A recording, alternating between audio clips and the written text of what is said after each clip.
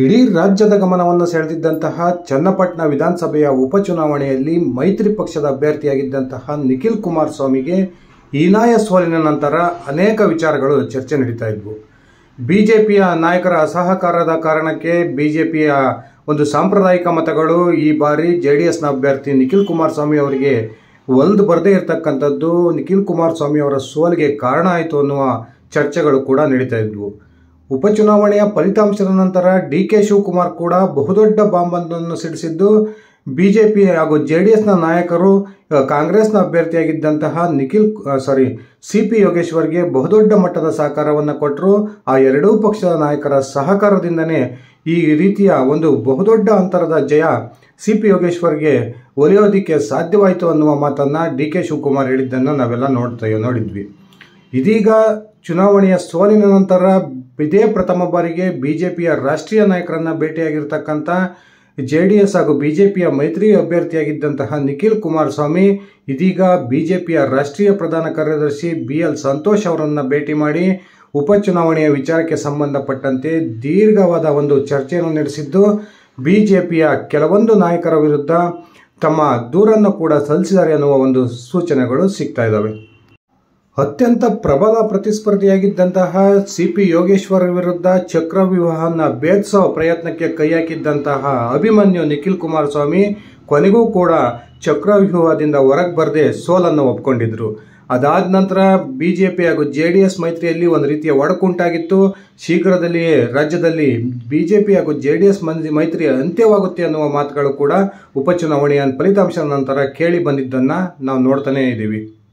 ಮೊನ್ನೆ ಬೆಂಗಳೂರಿನಲ್ಲಿ ನಡೆದಂತಹ ಬಿಜೆಪಿಯ ಒಂದು ಪ್ರಮುಖರ ಸಭೆಯಲ್ಲೂ ಕೂಡ ಜೆಡಿಎಸ್ನೊಂದಿಗೆ ಮೈತ್ರಿಯನ್ನು ಕಡಿದುಕೊಳ್ಬೇಕು, ನಾವು 2028ರ ಚುನಾವಣೆಯಲ್ಲಿ ಸ್ವತಂತ್ರವಾಗಿ ಸ್ಪರ್ಧೆ ಮಾಡೋದ್ರ ಮೂಲಕ ರಾಜ್ಯದಲ್ಲಿ ಬಿಜೆಪಿ ನೇತೃತ್ವದ ಸ್ವತಂತ್ರ ಸರ್ಕಾರವನ್ನು ಅಸ್ತಿತ್ವಕ್ಕೆ ತರಬೇಕು ಅನ್ನುವ ಈ ಆಶಯವನ್ನ ಬಿಜೆಪಿ ಕಾರ್ಯಕರ್ತರು ವ್ಯಕ್ತಪಡಿಸಿದ್ದನ್ನ ಸ್ವತಃ ರಾಜ್ಯಾಧ್ಯಕ್ಷರಾಗಿರ್ತಕ್ಕಂಥ ಬಿ.ವೈ. ವಿಜಯೇಂದ್ರ ಅವರು ಮಾಧ್ಯಮಗಳ ಮುಂದೆ ಹೇಳಿದ್ರು.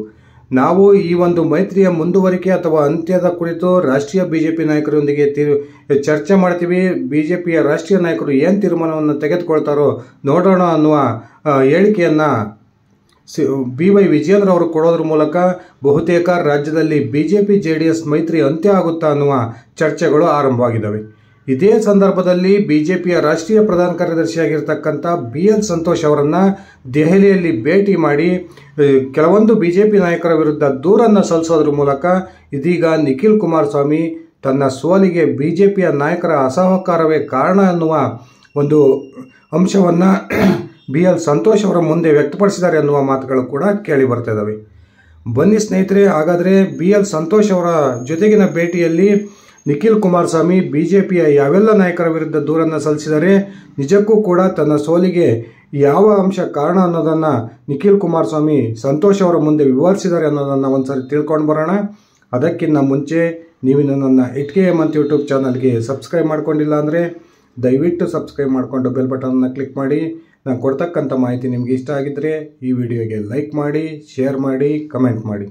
ಸ್ನೇಹಿತರೆ, 2023ರ ವಿಧಾನಸಭಾ ಚುನಾವಣೆಯ ಸಂದರ್ಭದಲ್ಲಿ ಜೆಡಿಎಸ್ನ ಅಭ್ಯರ್ಥಿಯಾಗಿ ಸ್ಪರ್ಧೆ ಮಾಡಿದ್ದಂತಹ ಎಚ್.ಡಿ. ಕುಮಾರಸ್ವಾಮಿ ಅವರು ಚನ್ನಪಟ್ಟಣದಲ್ಲಿ ಸುಮಾರು 98,000 ಮತಗಳನ್ನು ಪಡೆಯೋದ್ರ ಮೂಲಕ ಸಿ.ಪಿ. ಯೋಗೇಶ್ವರ್ ಅವರ ವಿರುದ್ಧ ಒಂದು ಅಭೂತಪೂರ್ವಕ ವಿಜಯವನ್ನು ಗಳಿಸಿದರು. ಆ ಒಂದು ಚುನಾವಣಾ ಸಂದರ್ಭದಲ್ಲಿ ಬಿಜೆಪಿ ಅಭ್ಯರ್ಥಿಯಾಗಿ ಸ್ಪರ್ಧೆ ಮಾಡಿದ್ದಂತಹ ಸಿ.ಪಿ. ಯೋಗೇಶ್ವರ್ 80,000 ಮತಗಳನ್ನು ಪಡೆಯೋದ್ರ ಮೂಲಕ ಎಚ್.ಡಿ. ಕುಮಾರಸ್ವಾಮಿಗೆ ತೀವ್ರ ಪ್ರತಿಸ್ಪರ್ಧೆಯನ್ನು ಒಡ್ಡಿದ್ರು. ಆದರೆ ಇದೀಗ ನಡೆದಂತಹ ಉಪಚುನಾವಣೆಯ ಸಂದರ್ಭದಲ್ಲಿ ಜೆಡಿಎಸ್ನ ಆಗಿದ್ದಂತಹ ನಿಖಿಲ್ ಕುಮಾರಸ್ವಾಮಿ ಕೇವಲ 85,000 ಮತಗಳನ್ನು ಪಡೆಯೋದ್ರ ಮೂಲಕ ಸಿ.ಪಿ. ಯೋಗೇಶ್ವರ್ ಅವರ ವಿರುದ್ಧ ಹೀನಾಯ ಸೋಲನ್ನು ಕಂಡರು.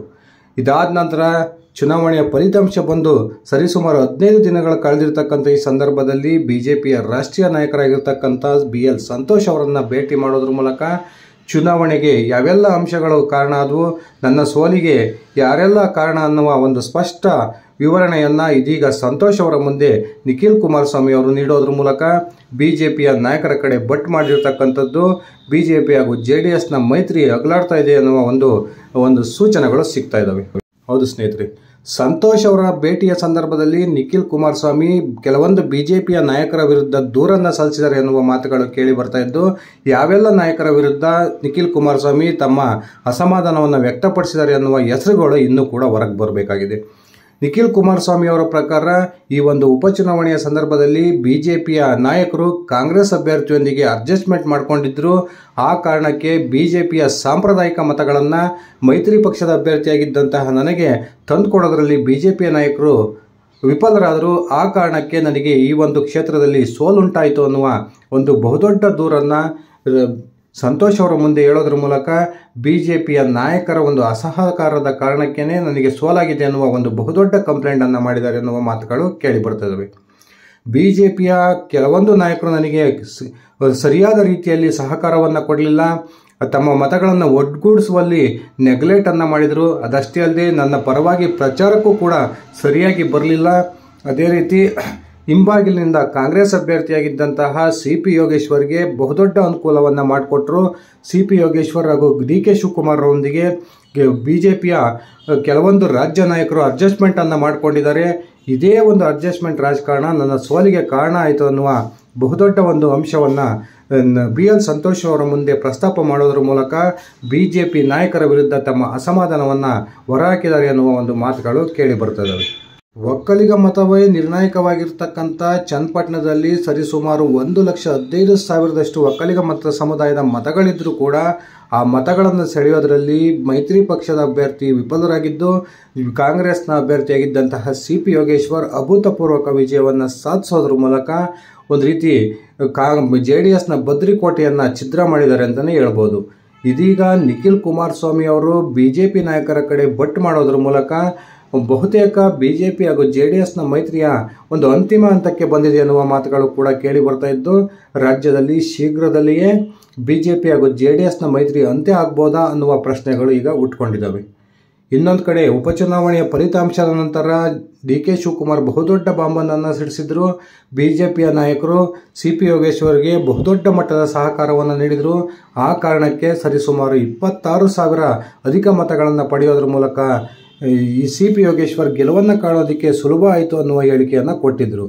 ಅದಾದ ನಂತರ ಎಚ್.ಡಿ. ಕುಮಾರಸ್ವಾಮಿ ಅವರು ಕೂಡ ಬಿಜೆಪಿಯ ನಾಯಕರ ವಿರುದ್ಧ ಒಂದು ರೀತಿಯ ಸಣ್ಣ ಮಟ್ಟದ ಅಸಮಾಧಾನವನ್ನು ಹೊರಹಾಕಿದ್ರು. ಇದೀಗ ಸ್ವತಃ ಅಭ್ಯರ್ಥಿಯಾಗಿದ್ದಂತಹ ನಿಖಿಲ್ ಕುಮಾರಸ್ವಾಮಿ ಬಿಜೆಪಿ ನಾಯಕರ ವಿರುದ್ಧ ನೇರವಾಗಿ ಆಪಾದನೆಯನ್ನು ಮಾಡೋದ್ರ ಮೂಲಕ ಇದೀಗ ಬಿಜೆಪಿ ನಾಯಕರ ಒಂದು ಕೆಂಗಣ್ಣಿಗೆ ಗುರಿಯಾಗಿದ್ದಾರೆ ಅಂತಲೇ ಹೇಳ್ಬೋದು.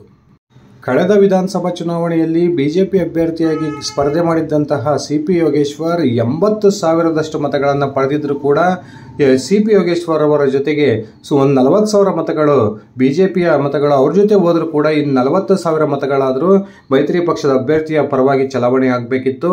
ಆದರೆ ಬಿಜೆಪಿ ನಾಯಕರ ಒಂದು ಅಸಹಕಾರ, ತಮ್ಮ ಸಾಂಪ್ರದಾಯಿಕ ಮತಗಳನ್ನು ಮೈತ್ರಿ ಪಕ್ಷಕ್ಕೆ ಸೆಳೆಯೋದ್ರಲ್ಲಿ ತೋರಿಸಿದ್ದಂತಹ ಅಸಡ್ಡೆಯ ಕಾರಣಕ್ಕೆ ಬಿಜೆಪಿಯ ಸಾಂಪ್ರದಾಯಿಕ ಮತಗಳು ಕೂಡ ಸಿ.ಪಿ. ಯೋಗೇಶ್ವರ್ ಅವರ ಪರವಾಗಿ ಚಲಾವಣೆಯಾಗಿದ್ದಾವೆ ಅನ್ನೋದು ಈ ನಿಖಿಲ್ ಕುಮಾರಸ್ವಾಮಿ ಅವರ ಬಹುದೊಡ್ಡ ಆಪಾದನೆ. ಸ್ನೇಹಿತರೆ, ನಿಮ್ಮ ಅಭಿಪ್ರಾಯದ ಪ್ರಕಾರ ಬಿಜೆಪಿಯ ನಾಯಕರ ಒಂದು ಅಸಹಕಾರವೆಂದನ್ನ ಸೋಲಿಗೆ ಕಾರಣ ಅನ್ನುವ ನಿಖಿಲ್ ಕುಮಾರಸ್ವಾಮಿ ಅವರ ಆಪಾದನೆ ಸರಿಯಾಗಿದೆಯಾ, ಅಥವಾ ಕೇವಲ ಒಕ್ಕಲಿಗ ಮತಗಳನ್ನು ಪಡೆಯೋದ್ರಲ್ಲಿ ವಿಫಲ ಆಗಿರೋ ಕಾರಣಕ್ಕೆ ನಿಖಿಲ್ ಕುಮಾರಸ್ವಾಮಿ ಅವರಿಗೆ ಸೋಲಾಗಿದೆಯಾ? ದಯವಿಟ್ಟು ಕಮೆಂಟ್ ಮಾಡಿ. ಇದಿಷ್ಟಾಗಿತ್ತು ನನ್ನ ಇವತ್ತಿನ ವಿಡಿಯೋ. ಧನ್ಯವಾದಗಳು ಸ್ನೇಹಿತರೆ, ಶುಭ ದಿನ.